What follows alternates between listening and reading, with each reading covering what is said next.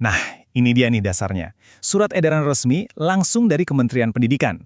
Jadi, semua yang kita omongin di sini itu bukan rumor ya, tapi informasi yang sudah pasti dan ditetapkan. Yuk kita bedah bareng-bareng apa aja isinya dan gimana dampaknya buat kita semua.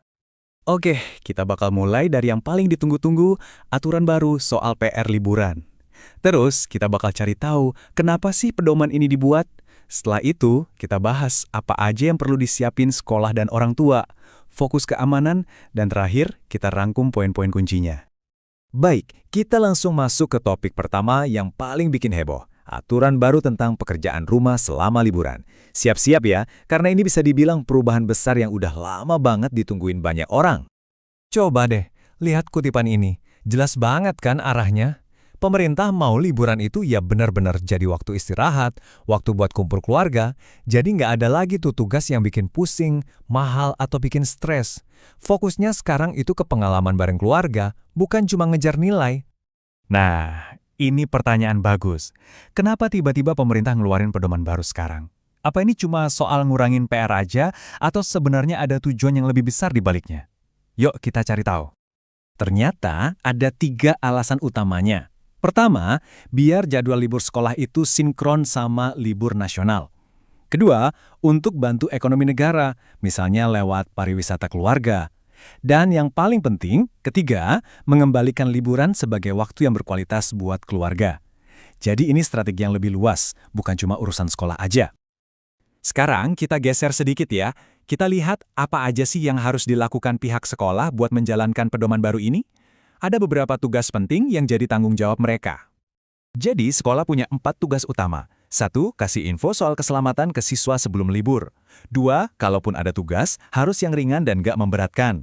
3. Pastikan aset sekolah kayak lab dan perpus itu aman selama liburan. Dan yang keempat, sekolah harus punya jalur komunikasi yang jelas buat orang tua kalau ada apa-apa. Nah, para orang tua, giliran kita nih. Yuk kita lihat gimana caranya kita bisa memaksimalkan waktu liburan ini bareng anak-anak sesuai dengan anjuran yang ada di surat edaran ini.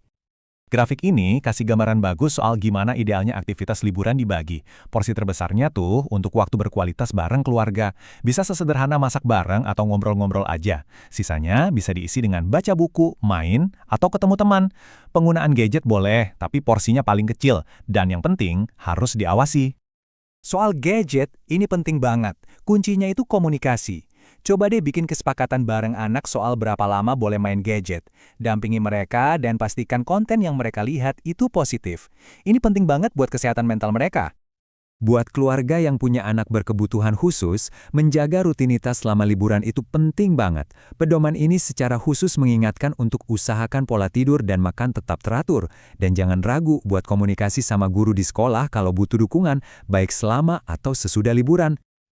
Oke, sekarang kita masuk ke topik yang paling krusial dari semuanya, keselamatan siswa. Ini adalah prioritas nomor 1 yang nggak bisa ditawar-tawar lagi, apalagi pas liburan. Ini dia, daftar obrolan wajib yang perlu kita lakukan sama anak-anak sebelum liburan.